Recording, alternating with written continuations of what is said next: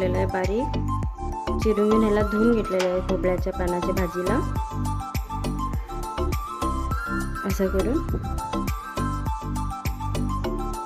भाजीला फोडणी द्यायला इथं एक मिरची घेतलेली आहे मी. आपल्याला पाहिजे तर 2 पण घालू शकता. 7-8 लसूण, थोडं खोबरं आणि 2 कांदे. ह्या भाजीमध्ये 2 कांदे घातलं तर एकदम छान लागते भाजी खायला. 2 ते 3 पण आपण घालू शकता. इथं तेल घालतो.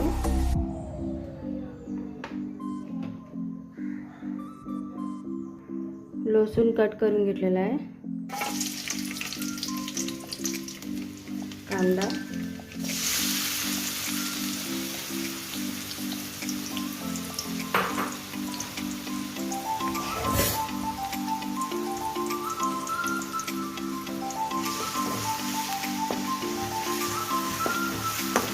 भाजून घेऊया मी कांद्याला बरं.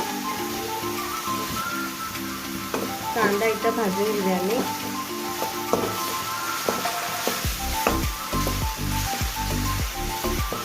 कांदा आणि लसूण बरं भाजले की याच्यामध्ये आम्ही मिरची घालूया.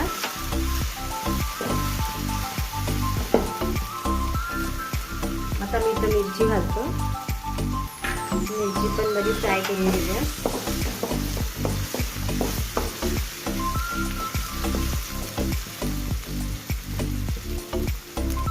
आपण याच्यामध्ये डाळ पण घालू शकता, मग तांदूळ पण घालू शकता. मी तर डाळ आणि तांदूळ नाही घेतलेलं आहे, मी फक्त असंच बनवणार आहे.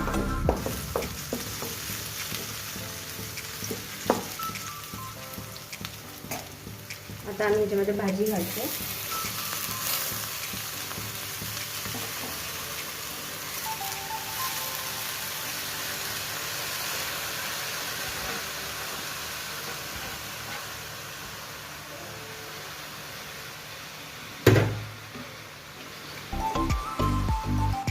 थोडी हळद,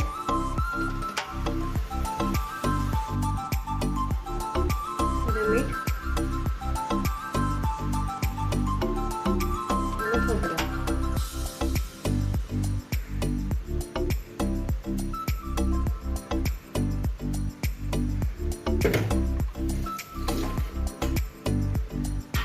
मी याला नाही फिरवत, आता याला फक्त झाकून ठेवतो, मग मी फिरून घेतो याला भाजी.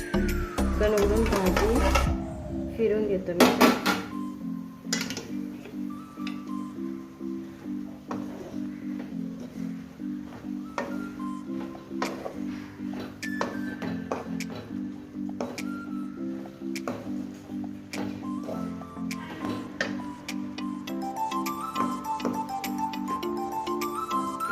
भाजी आता झालेली आहे.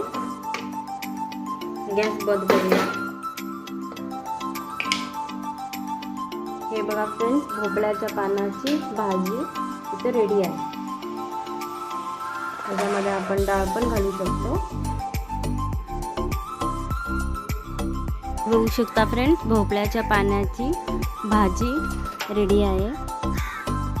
Please like, share and subscribe. Thank you.